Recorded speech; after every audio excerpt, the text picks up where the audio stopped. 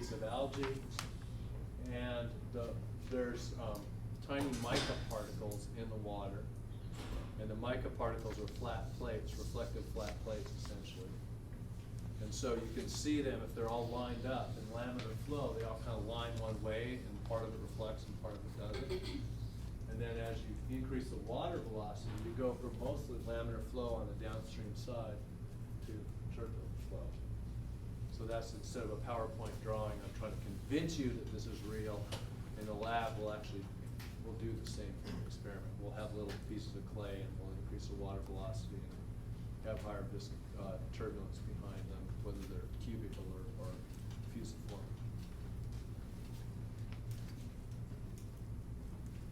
So part of this is related to Stokes' law as well, and how well things sink.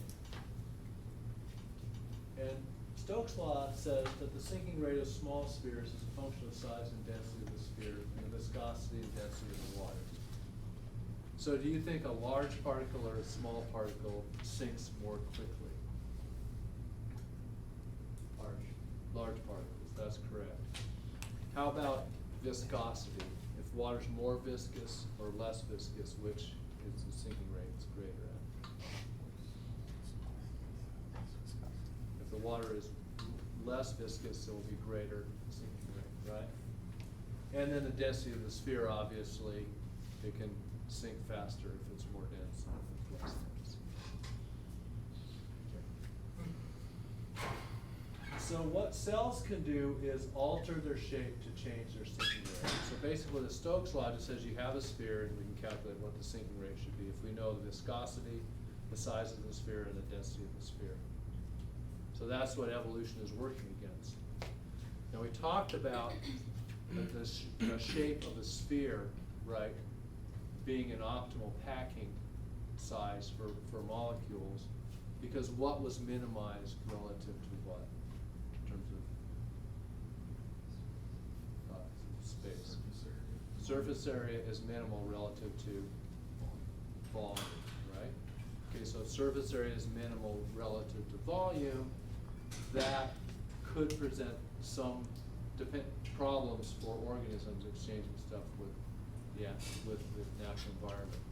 But it also means it has distinct effects on the sinking rate because the size of this object can change. And the example I'm going to give here is Melisira. Melisira is a diatom. Diatoms, as we'll find out later, have silicon frustules, that their cell walls are made of silicon.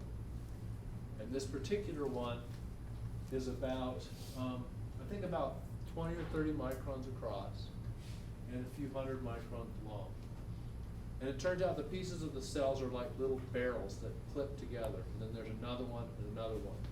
So here's one, here's another one, here's another one. And to make a bigger cell, bigger object, when they divide, rather than just getting bigger in all dimensions, what they do is they divide and stay attached long ways, so they can get longer and longer. Yeah. It's a photosynthetic organism, so why should it want to be not sinking? And it's in legs. Why should it not want to sink? Somewhat hidden. Right, it wants to stay up in the photosynthetic layer, so it wants to minimize its sinking rates.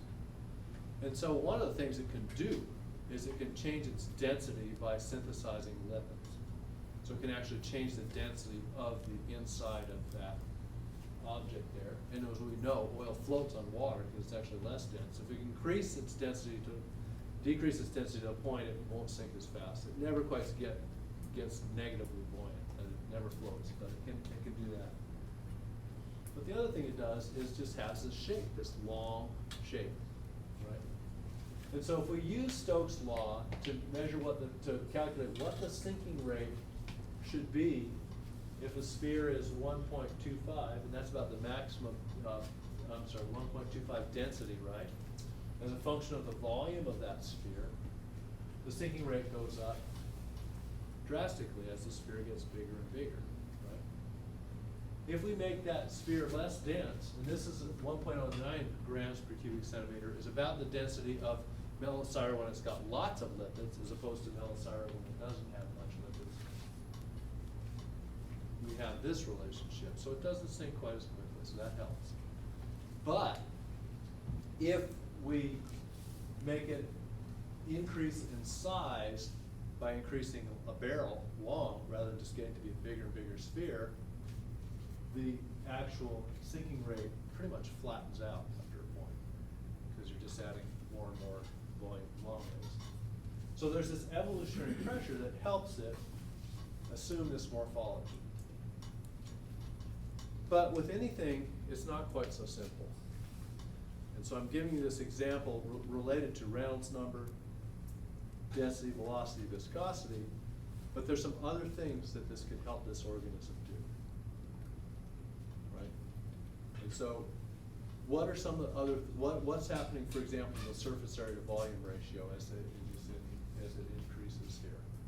Is it decreasing or increasing? Not quite decreasing. It's actually staying fairly constant, right? Because you're just adding more chunks on it, the exact same thing.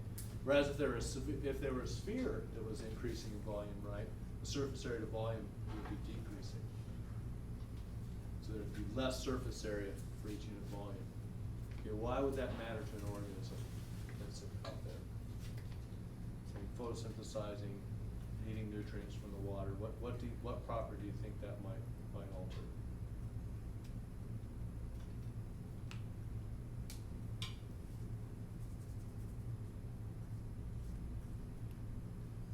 So how do plants get their nutrients? It's just like a plant.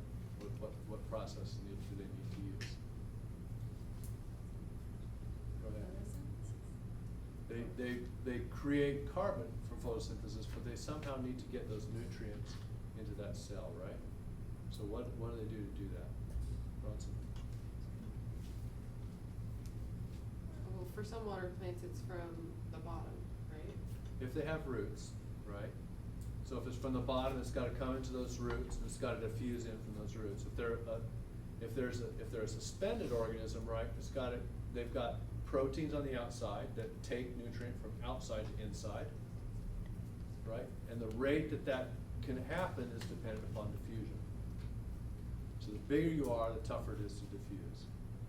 So we'll get back to that idea of surface area, volume, and diffusion in a little bit. So there's another evolutionary pressure to increase cell size by not just getting bigger in all dimensions. There's something else that works against an alga that's floating around in the lake, and there's another thing that can be bad for them. And what is that? So you can sink out, but there's another essentially cause of mortality. Did you have? I was just gonna say Chemicals, well, let's say you could throw some toxins in there, but we'll avoid that one. Something that maybe, we'll get to that. That's not what I was after. That would then act via diffusion. Something else.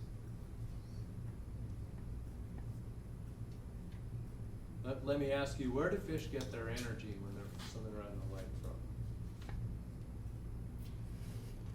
Everything else that's moving.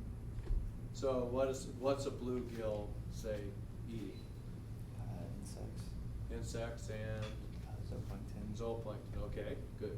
So where are the zooplankton getting their energy? Algae. Right, they're filtering out algae, right? So one of the things you can also do to avoid these filtering zooplankton is make this big long stringy thing that's really that's covered with glass, and it makes it really difficult to eat, right? So there are these multiple evolutionary pressures that favor this organism becoming long and skinny. It doesn't sink, it's not eaten well enough as well, and the things diffuse in and out. So we can't ascribe this all to one aspect. There's multiple convergent evolutionary things. But the properties of water play into that. So I use this as an example at this point in the class.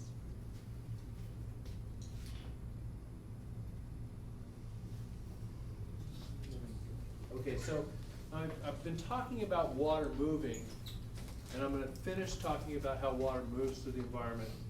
I've been talking some about organisms moving through it, but also how water moves. And then we'll start talking about how chemicals move through the water. So I've hinged on that a little bit. We'll bring the Reynolds numbers back in there. And so we need to now at this point talk about the hydrologic cycle, wind, Coriolis effect, and organism.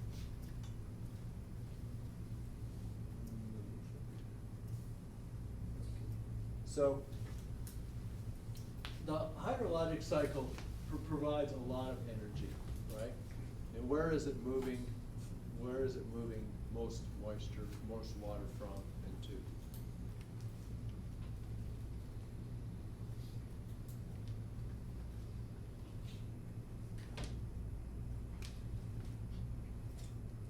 Where does the rain come from? Where did these raindrops come from, probably ultimately? Where did that moisture come from? The ocean and then the clouds. Ocean, right? Evaporation, right? So solar energy hits the surface of the water. The ocean pumps moisture into the air. It comes up until it hits a colder place or a differential in pressure that causes it to precipitate and fall out. And then once it falls out, gravity makes it run back down. And that gravity and that energy makes it do all kinds of things like weather, geomorphology, all those things that are part of the hydrologic cycle. This is a tremendous amount of force. Just if we needed to pump all the water that humanity uses up to the average elevation that people on Earth live in, right? Because we live from sea level up to mountains, but on average we're a few hundred meters above sea level. Just if you average all that out, all that fresh water that we use, if we want to put it from the ocean up to that level, it takes more than all the energy we use for all of our other uses right now. So that's how much energy, it's an incredible amount of energy. How do we harness that in small part? What's one thing that humans do to harness that energy?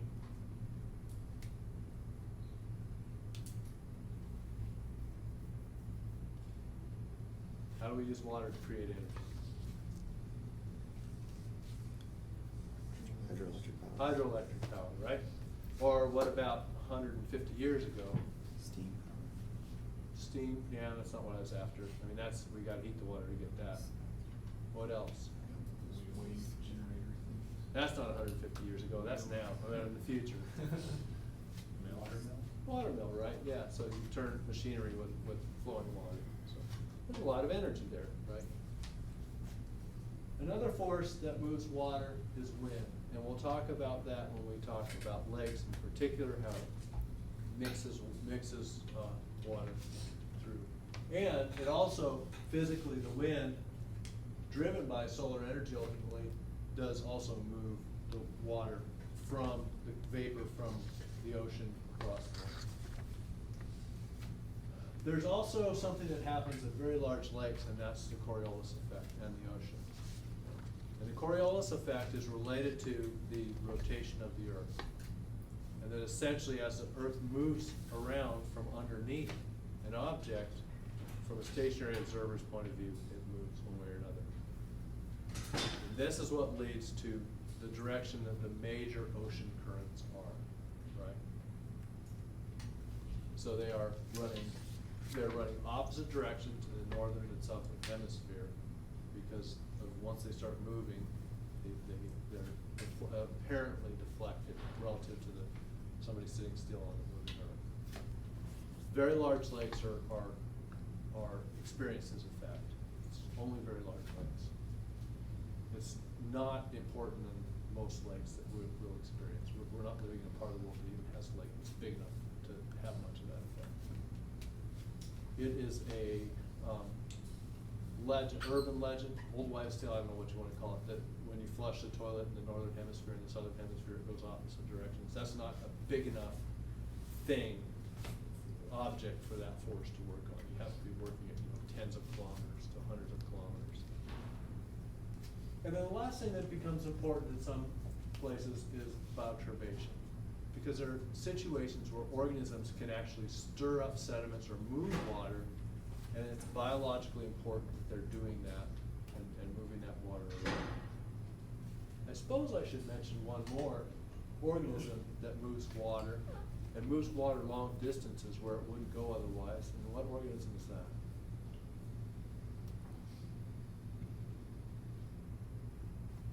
She knows. Somebody's got an answer. Huh? Whales. No, way more than whales, moves way more than whales. Us, people, right? Interbasin transfer of water. We're pumping water everywhere. We're pumping it up from the Ogle Aquifer up to the surface. We're moving it from one watershed into another. We're moving it from the Colorado River to California. So we are the ultimate ecosystem engineers. But we'll talk about times when small organisms are able to move it. And the last point of this is that these movements then depend upon scale, time, and distance. So you can think of water moving in terms of molecular movement, the molecules jiggling around, and this is what's happening down in this area in the order of 10 to the minus 8 days and 10 to the minus 6 meters, in microns to nanometers. As we get larger, we find laminar flow occurring, right? So laminar flow will only happen in certain ranges of distances and times. On the order of seconds, on the order of, say, millimeters, we're talking about laminar flow. And these are fuzzy, they're overlapping each other. They're not like really solid things. They're just sort of fuzzy integrating ellipses is a better way to think about it. And then as we get larger, we move into turbulent flow. So we're talking about what's going on in lakes and rivers, and fast streams, we have turbulent flow. And finally, we have these global scale movements of water. The water moving into glaciers, into the groundwater, ocean currents, all the way up to the size of the globe, and occurring over geological time scales. So this essentially is part of the stage that the evolutionary play occurs on. That is, these are the factors that control how organisms can evolve to be the most successful in their environment. Right? And that's why I bring this up. It lays the foundation of the properties of water and how it relates across scale. Somebody's loud? I guess that means it's time to go. Okay, so look at your email. It's 7:15 tomorrow. And if there's anybody missing, oh yeah, come prepared to be wet. Right? You can bring an umbrella, you bring rain gear, but you might get rained on. If it's raining without thunder, we're out there. Without lightning, we're out there. We're meeting at Bushnell, right? Bushnell Hall parking lot.